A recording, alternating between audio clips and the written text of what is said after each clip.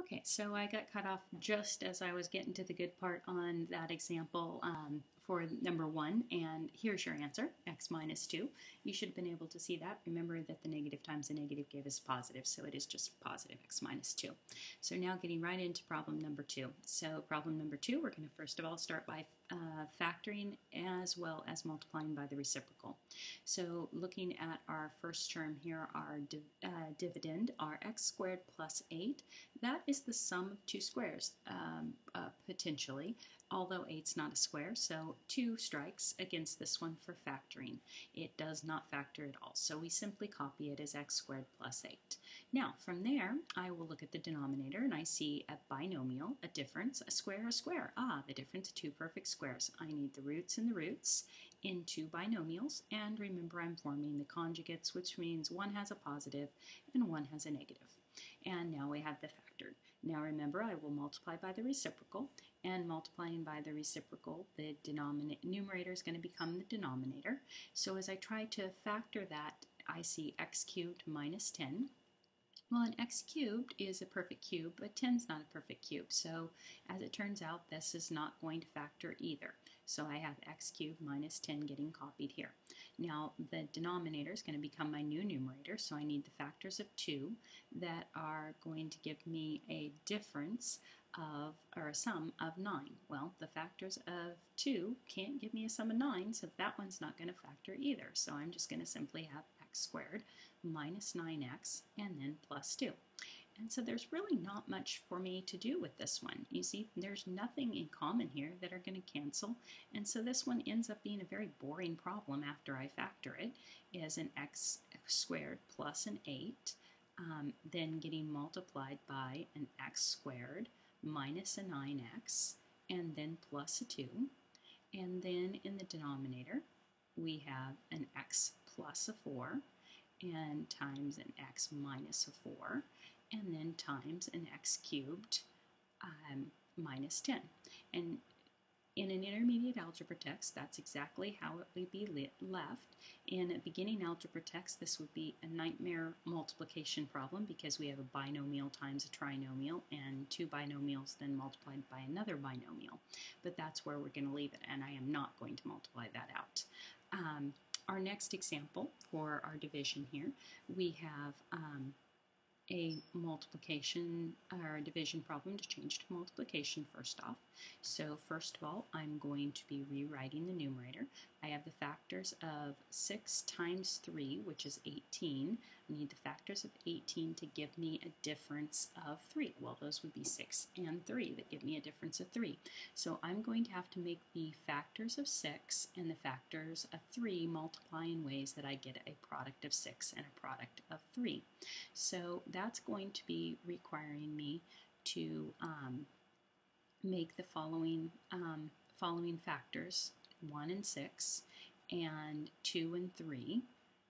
I have to multiply those in such a way with 1 and 3 that I'll be able to get the 6 and the 3. Well, the only way that's going to happen is if I mix these with these. So those are the things that I'm going to have to do. So I'm going to have a 2x here, and I'm going to have a 3x here, and then I need to multiply the 3 by the 2, so I have a 3 out here and a 1 in here. And when I do that, look what happened. There's a GCF here. And is there a GCF up there? Oh my gosh, I missed a GCF. And so probably the best thing to do is, just seeing that you missed that GCF, is just go back and factor it out, and then it will make an easier problem in the first place. So let's go ahead and say 3 comes out first of all, and that's going to leave us with a 2x squared, and then minus an x, and then minus a 1. And then you do see, oh yeah, that is a much easier problem, isn't it? And so this looks like a 3 times a 2x and a 1, and an x and a 1, and I need a negative difference, so a negative there and a positive there, and that's how that one will factor. Now down here in the denominator, I see a perfect square and I see a perfect square, so I'm asking myself, is it a perfect square trinomial? 3 times a 2 is a 6, and 6 times 2 is 12, exactly a perfect square trinomial. So I have the root of the first term, the root of the second term, positive in the middle, just like the positive in the middle of the trinomial, quantity squared, and then multiplied by, and I'm going to be doing this thing, right, numerator to denominator, etc. So this is divided by, and we have a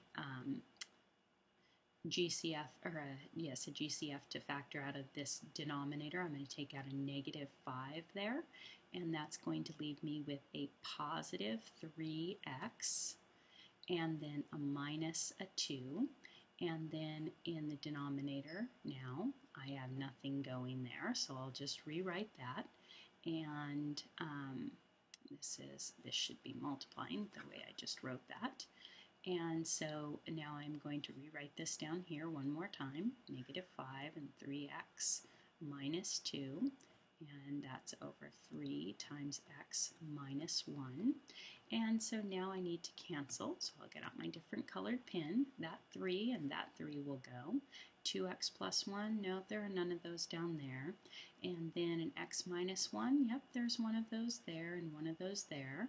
Is there a 5 down here? Nope. A 3x minus 2, no 3x minus 2's, so I can't cancel that.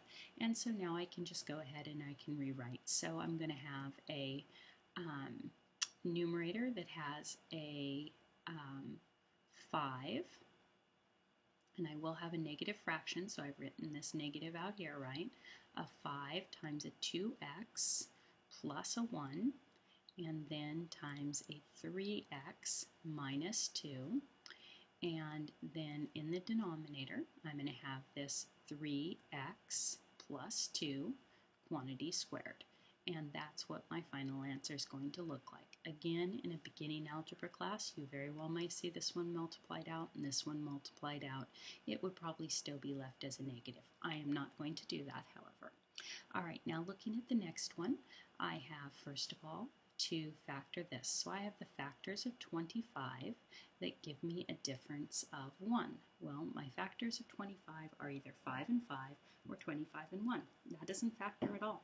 So I have 5x squared minus x plus 5, and actually not a difference of 1, it's a sum of 1.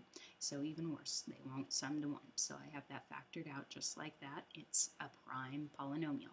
Now I need the factors of 5 that sum to 6. I have those. So I have a 5x here, and I have an x here, and I have a 1 in the second terms, right? Those are the factors of 1, and I need a sum of negative 6, so these both have to be negatives. So you see outside's negative 5, inside's negative 1, that makes a negative 6. And then times, and then I'm going to move the numerator to the denominator. There's no factoring 5x minus 1, so I just copy 5x minus 1. And then in the numerator, I'm going to have the old denominator factored, and that is a perfect square trinomial of x minus 1 quantity squared, because this is a perfect square and this is a perfect square, and those times 2 gives me the middle term, so I have that factoring. Now I'm ready to cancel, so this is not going to cancel with anything down here. One of these is going to go with one of those, and then I see nothing else to cancel, so I will simply rewrite it. So I'm going to have x minus 1 times this crazy polynomial at 5x squared minus x plus 5, and then all over, and I see the same two terms in the denominator, so I'm going to write that as 5x minus 1, and I'm going to write that as squared. And again, intermediate algebra, that's where we leave it. In a beginning algebra class, you may absolutely see that numerator and denominator multiplied out, but again, I'm not going to be multiplying them out. All right, now problem number 3 I'll do in another video. Again, problem number 3 is going to be your unit conversion ones, and so you're going to be using unit analysis to convert the following ones. So if you haven't done those, probably should do it before you watch the next video.